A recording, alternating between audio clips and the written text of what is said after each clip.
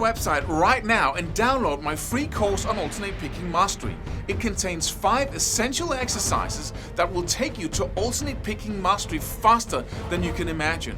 And then I've included my method of how to lay out a practice plan in just 1 to 2 minutes that will absolutely boost your results like nothing you ever tried before. So go download it right now. It's free.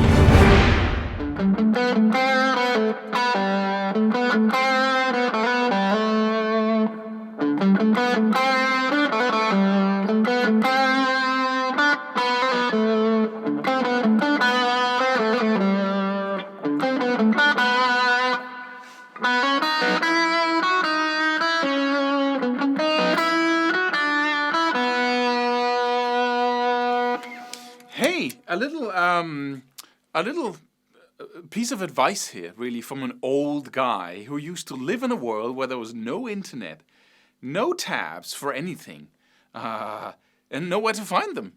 So I had to use my ear. But there was a time where I was really into phrasing, and it wasn't like a conscious thing, like this month I'm going to focus on phrasing. I just got all into it. And it was primarily when I was studying Mike Stern. I think this little theme here, this little melody is from the album Upside Downside, but I'm not sure. But I listened for that. And the cool thing was, the cool lessons of that was that I had to hear the notes. And then after that, I had to guess where, and I don't even know if I'm playing it in the same place on the neck that he is. I don't know if I, laid out the notes, but I had to listen for the little details. And that was just an amazing learning experience. And I still feel, when I play this little thing, it still feels like I can do it better even every time. It's like, I could have played that note just a little bit more. And it's just like, it's such a good exercise when it comes to phrasing. Because it allows you, to play the same little theme or the same little thing over and over and over and over again. As you don't focus on the notes anymore, you focus on the phrasing, on how you play the notes. What is muted? And when do you stop muting? And when do you start your vibrato on a note? Because he has a tendency to wait a little bit, so we go, right? So.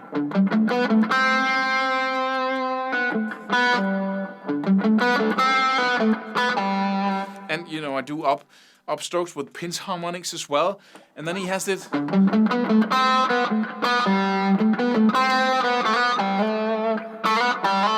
2 slides down, 2.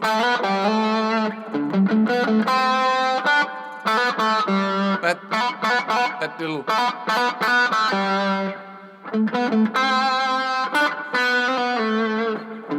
So when should you use hammer-ons and pull-offs? When are you picking? Are you using pinch harmonics? Are you muting the string or letting it ring? And all those little things. And when is the vibrato occurring? That way of looking at the details within it and trying to emulate that and get it better than he does. Don't put your, start shining. Have some real ambitions. And I want to play it better than Mike Stern. Why wouldn't you, right? Stop the story about him being, of half man, half God. Those don't exist.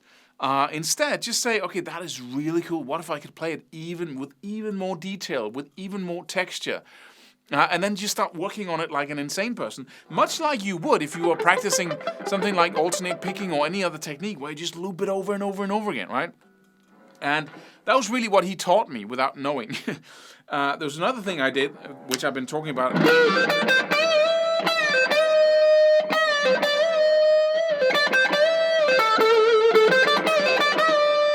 All that bending, those variations in how you bend a note, I used to play that over and over and over again and really enjoy the feeling of doing it. It's not like, something sassy. It's just really enjoyable to really see how much you can get out of it. Like then when you finish learning the actual notes and quack, quack, quack.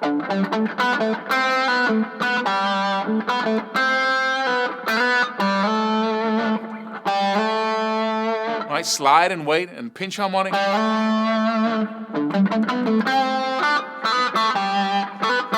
Again, control your upstroke pinch harmonics.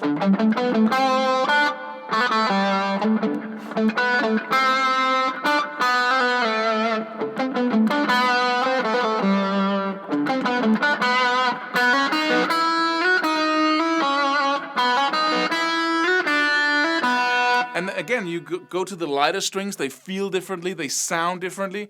And that kind of focus is really, it's really such a great meditation, just playing the same thing over and over again as you control and get better at the phrasing part. And because it's such a detailed and minute skill of phrasing, you have to do little things that you cannot even see with your eye. You have to feel your way into it and get that.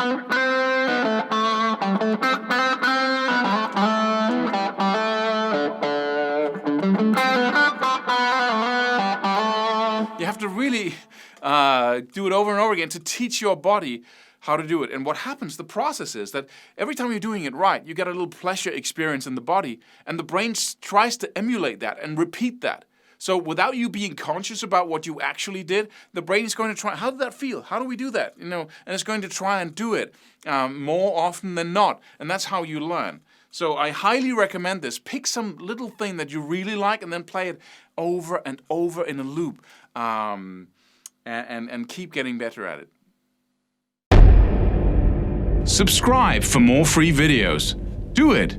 Do it now. Do it.